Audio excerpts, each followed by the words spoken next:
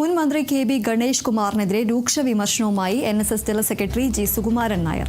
ഗണേഷ് കുമാർ അയാളുടെ അച്ഛനെതിരെ വരെ വ്യക്തിപരമായ ആക്ഷേപങ്ങൾ നടത്തിയിട്ടില്ലേ എന്നും സുകുമാരൻ നായർ ചോദിച്ചു. NSSൽ ജനാധിപത്യമില്ലെന്ന് ഗണേഷ് കുമാറിന് തോന്നുന്നുണ്ടെങ്കിൽ അതിനെതിരെ കേസ് കൊടുക്കട്ടെ എന്നും സുകുമാരൻ നായർ പറഞ്ഞു.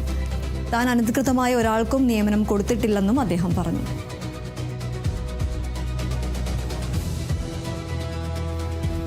ജനാധിപത്യം ഇല്ലാത്തടത്ത് അതിനെതിരെ ആക്ഷേപമുള്ളവർക്ക് കേസ് കൊടുക്കാം, അവർ കൊടുക്കട്ടെ.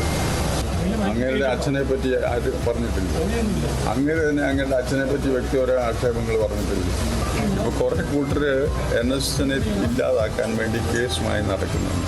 അവരുടെ ഒരു വാലായിട്ടാണ് ഇയാളിപ്പോൾ സംസാരിക്കുന്നത്. ഒരുത്തം വിചാരിച്ചാലും എനിക്കെതിരെ ഗൂഢാലോചന വെക്കാൻ പറ്റിയ തെറ്റൊന്നും എൻ്റെ ഭാഗത്തുനിന്നും ഉണ്ടായിട്ടില്ല.